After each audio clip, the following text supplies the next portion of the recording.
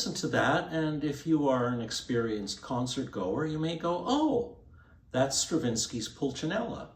In fact, what that is the beginning of the Sonata number 1 from 12 sonatas for 2 violins and a bass by Domenico Gallo. And it is the piece that Stravinsky based the opening of Pulcinella on. And one of the things that's very interesting about Stravinsky's Pulcinella is none of it's by Stravinsky. It's all by other composers. Now, Stravinsky was notoriously cagey about his borrowing of materials from other composers. To his dying day, for example, he lied about the fact that there's folk material in The Rite of Spring. He just denied it. It was not true. About Pulcinella, he said, the thing that's most interesting about it, it's most extraordinary about it, is how little I changed from the original source material. So he did, in fact, admit to that. But on the other hand, when asked to identify the sources, he said, oh, you can't find them. They're just bits and pieces from here and there. I put it all together, and you're not going to be able to find it. And it took many years. It wasn't actually until long after Stravinsky's death that we were able to actually identify all of the source material. And that is sort of an interesting thing about it. Most of the changes he made in the pieces were matters of orchestration. And in this, he did an extraordinary job of making the music, which was 18th century, sound like Stravinsky. But part of the reason we think it sounds like Stravinsky is once he discovered the style that he wrote in Pulcinella, that became part of what he called his neoclassical style, and he continued to evolve that in many ways. Most of the changes he made, as I said, were simply reorchestration, but some of those changes were pretty outrageous. I think the one that was most extreme is there's a Symphonia for cello and basso continuo by Pergolesi that he used in one movement.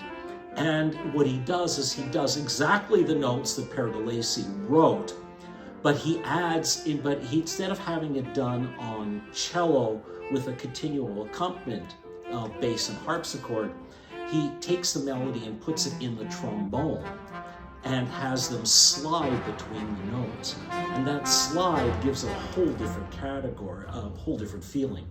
It was so outrageous, in fact, that in the first recordings of it that were conducted by Stravinsky, the trombone player refused to do it. And several numbers of the ballet, including the very opening and the very closing, are based on these sonatas by Domenico Gallo, who was a composer who, were it not for Stravinsky's Pulcinella, would probably be unknown to history. They're very obscure pieces, but they're absolutely delightful.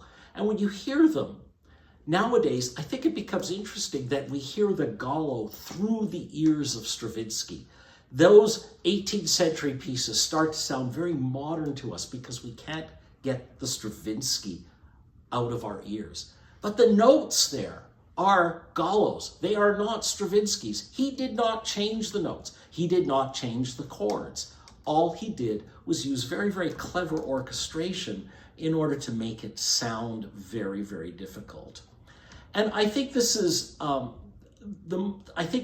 of the most interesting things about this piece, which is it tells you how little you have to change the whole identity of a piece of music. Now, Stravinsky, as I said, was a notorious thief. Most of his music is based on music by other people that he then arranged and fiddled with in some way or another. And yet his identity was so strong that it's still there. Does this mean that in some sense he was a composer mostly pastiche? I don't think so. I think what it means is that Stravinsky's methodology for composition was to continually assimilate other things and then put it through the filter of his own personality.